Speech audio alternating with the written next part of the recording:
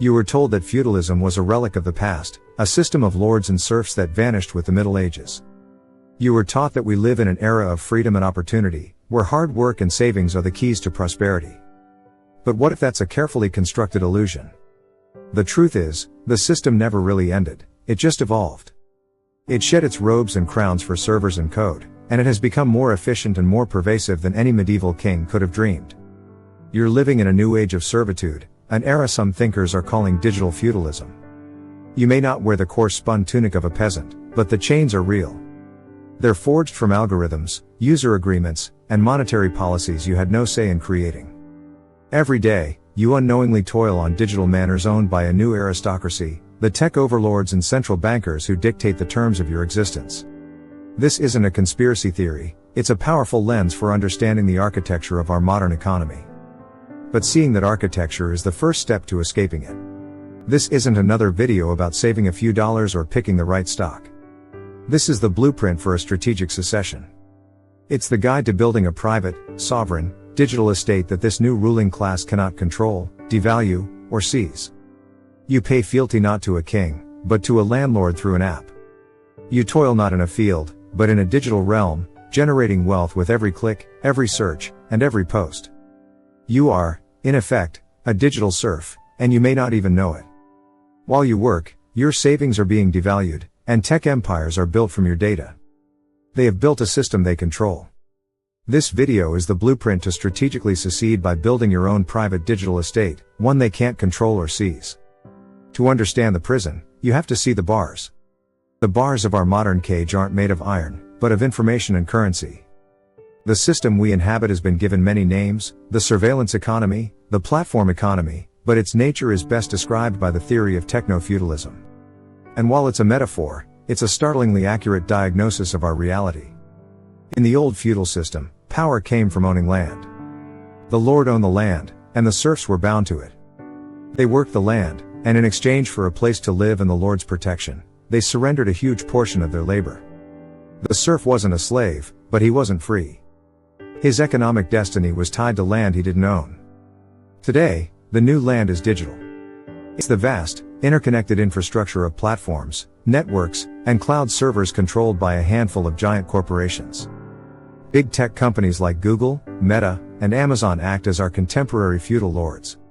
They own the digital estates, the search engines, social networks, and online marketplaces that have become essential to modern life. And we, the users, have become their digital serfs. You till this digital land with every moment of your attention. Every search query, every like, every photo you upload is a form of digital labor. You're generating the most valuable resource of the 21st century, data. This data is the harvest, the digital surplus you surrender to the platform owners in exchange for access to their free services. But these services are anything but free. The price is your sovereignty. These tech overlords monopolize and monetize your data, creating a staggering power imbalance. They use it to build detailed profiles that predict and influence your behavior, selling that influence to the highest bidder. They create walled gardens like Apple's App Store or Google's Android ecosystem that are intentionally hard to leave, binding you to their digital manor. You're a tenant on their land. You don't own your profile, you're just granted a license to use it. They can revoke your access or delete your content at any moment, and you have no recourse. This isn't a market relationship, it's one of dominion and subjugation. But the tech lords are only one half of this new aristocracy. The other half resides in central banks. While big tech extracts your data, central banks can systematically extract the value of your savings through currency devaluation. This is the modern equivalent of the king's tax, but far more subtle. When a central bank creates more money, now done digitally with a few keystrokes under names like quantitative easing, it doesn't create new wealth. It just dilutes the value of all the existing money in circulation. Every dollar, pound, or euro you've saved loses a fraction of its purchasing power. This is inflation. While it's a complex policy tool, for savers, it acts like a hidden tax that punishes saving and benefits debt, with the largest debtor of all being the government itself. This constant devaluation forces you to take on more risk just to preserve your wealth. You're herded into the financial markets, which are also influenced by the very institutions devaluing your currency. It creates a never-ending hamster wheel where you have to run faster just to stay in the same place. It ensures you remain dependent on the system they control. This two-pronged assault defines modern serfdom. One lord claims your data, the other claims the value of your labor. The dream of achieving financial independence has become significantly more challenging for a growing majority. Homeownership, once a cornerstone of the middle class, is now a more distant dream for millions. You're told to work hard and save, all while your money's value is being eroded and the fruits of your digital labor are harvested by others. You are a serf, living on borrowed land and using a devaluing currency, and the system is designed to keep it that way. Realizing you're in a cage is one thing. Feeling the walls closing in is another. The problem of digital feudalism isn't some abstract theory, it's a daily reality. It's that quiet hum of anxiety telling you something is wrong. It's the feeling of powerlessness as you watch your grocery bills rise while your bank account means less and less. It's the digital leash tethering you to a phone that's both your gateway to the world and a surveillance device for its masters. The core of this is the erosion of actual ownership. We live in an age of illusion. You think you own the movies you bought on Amazon Prime or the books on your Kindle. You don't. You've purchased a license, a permission slip to access that content within the Lord's domain. If you violate their ever-changing terms of service, it can all vanish. This illusion extends to our financial system. When you deposit money in a bank, you're no longer its legal owner in the truest sense. You're an unsecured creditor to that bank. Now, deposit insurance like the FDIC protects you up to a certain limit, but in a major crisis, you'll discover the money on their balance sheet isn't the same as money in your hand. This same principle applies with even greater force to digital assets. When you hold your cryptocurrency on a centralized exchange, you're repeating the same mistake. You see a balance on your screen, but you don't control the private keys that prove ownership. The exchange holds them. In the face of a hack, bankruptcy, or government order, you will learn the brutal truth: not your keys, not your crypto. The legal system often reinforces this, treating these assets as a credit relationship, not direct property. You are systematically separated from true ownership. This lack of ownership is compounded by the suffocating reality of the surveillance economy. Your data isn't just being collected, it's being used to manipulate you. Algorithmic control is the modern overseer's whip. It determines the news you see, the products you're shown, and the opinions you're exposed to, all to serve the interests of the platform owners. It's a form of control so comfortable and convenient that we barely notice the chains, willingly trading freedom for dopamine hits. And escaping this system feels impossible by design. Try to live a day without Google, Amazon, or a smartphone. Try to run a business without a bank. Just as a medieval serf was born onto a plot of land and bound to it, we are born into a digital ecosystem that claims us from birth. Opting out feels like an act of self-imposed exile. This is the feudal trap. A system where the rules of property, communication, and finance are controlled by a few. It siphons off the value you create, leaving you with just enough to keep playing their game. If you're starting to see the bars of this digital cage, if you feel the truth of this and you're tired of playing a rigged game, then subscribe to this channel. We are dedicated to handing you the keys to your own freedom. The blueprint for your escape begins now. So, what do? You can't vote your way out of this. You can't protest your way out of it. Asking the Lord to voluntarily give up his castle is a losing game. The only path forward is to make the old system irrelevant on a personal level. The answer is to secede. Not politically, but strategically. You must build your own parallel economy, your own private digital estate where their rules don't apply. This is your sovereign estate, and this is the blueprint. Part 1. The philosophy, Strategic Secession and Code-Based Land. Strategic Secession is the deliberate process of migrating your capital, data, and sovereignty from systems you don't control to systems you do. It means de-risking your life from the whims of central bankers and tech oligarchs. The foundation of this is acquiring a new type of property, code-based land. This primarily refers to decentralized digital assets like Bitcoin. Unlike fiat currency, which can be printed into oblivion, Bitcoin has a fixed supply of 21 million, governed by code that no CEO or government can change. Unlike a platform account, your ownership of Bitcoin is proven by cryptographic keys that only you can control. The rules of this new territory are enforced by math and consensus, not by politicians. This is the digital equivalent of owning freehold land. It's a piece of the digital world that is truly yours. Migrating your wealth from the melting ice cube of fiat currency into this solid, code-enforced land is the first act of secession. But just buying Bitcoin isn't enough. Part 2, the foundation, Fortifying your digital keep. Building a fortress is a deliberate, multi-layered process. You wouldn't build a castle with just one wall.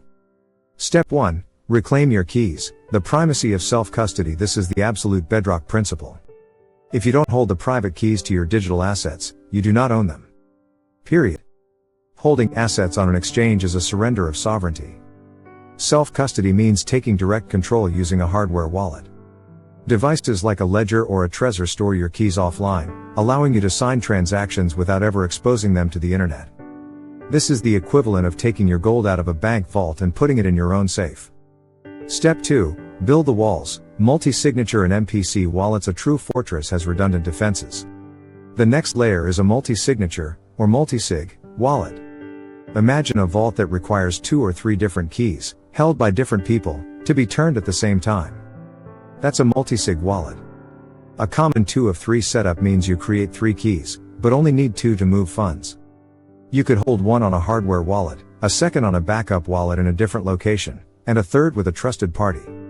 If a thief steals one, they can't do anything. If you lose one, you can still recover your assets with the other 2. It eliminates single points of failure. An evolution of this is multi-party computation, MPC, which achieves a similar goal with more flexibility. Step 3. The legal fortress, DAPTs and anonymous LLCs. Now we add the master stroke, the legal fortress. Technology provides the physical security, law provides the legal armor against forces like creditors or lawsuits. This is where we use advanced structures like domestic asset protection trusts, DAPTs, and anonymous LLCs. A DAPT is a special trust designed to shield your assets from future creditors. While not available everywhere, around 20 states, including Nevada, South Dakota, and Wyoming, allow them. By transferring assets into a properly structured DAPT, after a waiting period, they can become legally separated from you and protected from future claims. To add privacy, you can use an anonymous limited liability company, LLC. States like Wyoming allow you to form an LLC where the owners' names are not on the public record. Wyoming, in particular, leads the way in creating crypto-friendly laws. Here's how the pieces create a near impenetrable structure. 1. You form an anonymous LLC in Wyoming. 2. This LLC legally owns your digital assets, holding them in the multisig wallet. 3. You then create a DAPT in a state like Nevada or South Dakota. 4. The ownership of the Wyoming LLC is then transferred into the DAPT. You have now created a fortress.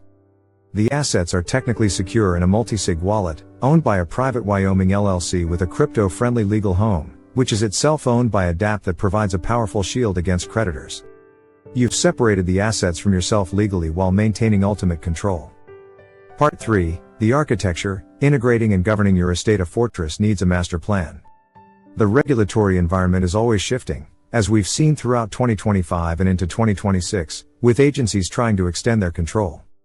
A sophisticated estate can navigate this by using specialized, state-chartered trust companies as one of your multisig key holders or as a trustee.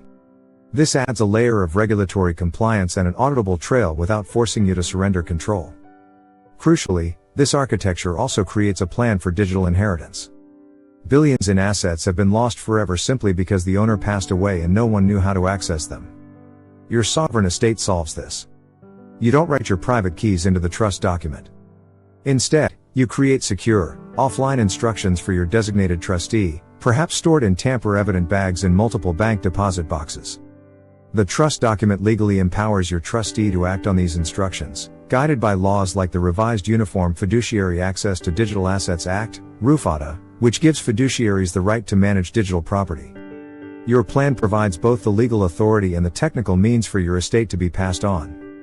Part 4, the final blueprint, your 4-step secession. The path can be distilled into 4 actionable steps. 1. Audit. First, audit your dependencies. How much of your wealth is in devaluing fiat currency? Which platforms control your data? Map the territory of your own servitude before you can escape it. 2. Fortify. Begin building your fortress. Get a hardware wallet and take self-custody. Architect your multisig setup. At the same time, engage legal experts to establish your anonymous LLC and DAPT.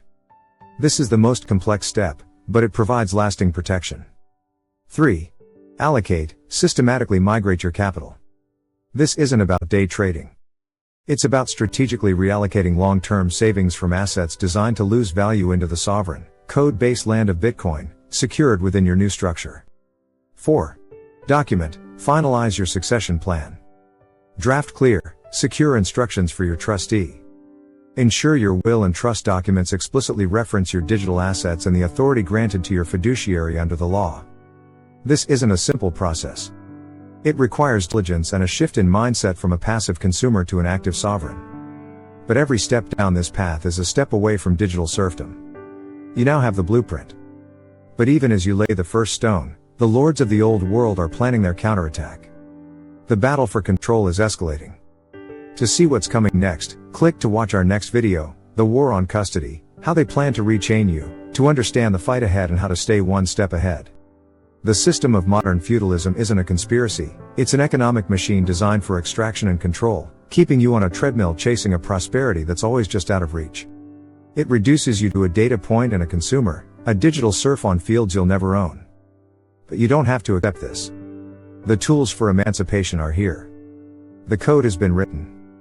The laws have been tested. The blueprint is in your hands. For the first time in history, we can opt out and build our own parallel systems based on absolute ownership, mathematical certainty, and individual sovereignty. The choice is yours. You can remain a tenant on their digital land, subject to their rules and the slow theft of inflation. Or you can become an architect. You can become a builder.